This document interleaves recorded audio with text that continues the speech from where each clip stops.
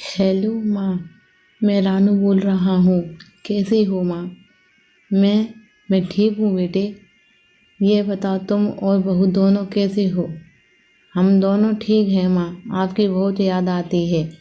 अच्छा सुनो माँ, मैं अगले महीने इंडिया आ रहा हूँ तुम्हें लेने। क्या? हाँ माँ, अब हम सब साथ ही रहेंगे। सालू कह रही थी माँ जी को कनाडा ले आओ, वहाँ अकेली बहुत परेशान हो रही होंगी। हेलो, सुन रही हो माँ? हाँ हाँ बेटे। बूढ़ी आंखों से खुशी की अश्रुधारा वह निकली। बेटे और बहू का प्यार नस नस में दौड़ने लगा। जीवन के 65 साल गुजार चुकी जावित्री ने जल्दी से अपने पल्लू से आंसू पोंछे और बेटे रानू से बात करने लगी। पूरे 4 साल बाद बेटा घर आ रहा था।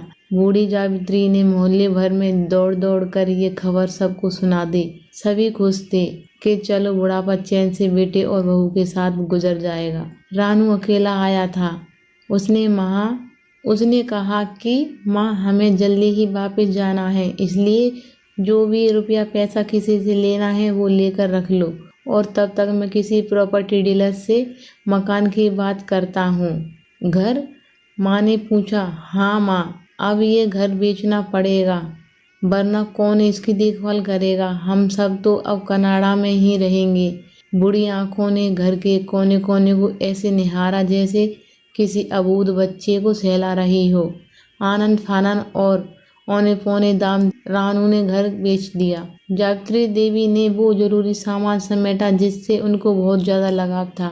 रानू टैक्सी मंगवा चुका था। एयरपोर्ट पहुंचकर रानू ने कहा, माँ तुम यहाँ बैठो, मैं अंदर जाकर सामान, बोर्डिंग और वीजा का काम निपटा लेता हूँ।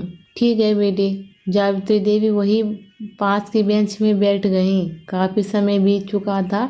बाहर बैठी जावित्री देवी बार बार उस दरवाजे की तरफ देख रही थी जिसमें रामू गया था, लेकिन अभी तक बाहर नहीं आया। शायद अंदर बहुत भीड़ होगी सोचकर बूढ़ी आंखें फिर से टकटकी लगाए देखने लगती। अंधेरा हो चुका था। एयरपोर्ट के बाहर घगमाग हमी कम हो चुकी थी। माँ जी किससे मिलना है? एक कर्मचारी ने जावित्री से पूछा। मेरा बेटा अंदर गया था टिकट लेने, वो मुझे कनाडा लेकर जा रहा है, जावित्री देवी ने घबराकर कहा। लेकिन अंदर तो कोई पैसेंजर नहीं है। कनाडा जाने वाली फ्लाइट तो दोपहर में ही चली गई। क्या?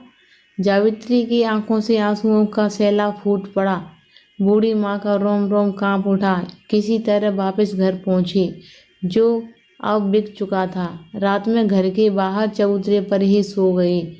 सुबह हुई, लेकिन मकान मालिक दयालु था, तो मकान मालिक ने एक कमरा रहने को दे दिया। पति की पेंशन से घर का किराया और खाने का काम चलने लगा। समय गुजरने लगा था।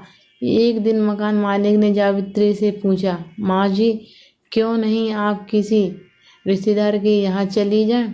अब आपकी उम्र भी बहुत हो गई है, अकेली कब तक रह पाएंगी? हाँ चली तो जाऊं, लेकिन कल को मेरा बेटा आया तो यहाँ फिर कौन उसका ख्याल रखेगा? आंखों से आंसू आने लग गए। इतना सब होने के बाद भी अपने बेटे की फिक्र कर रही है।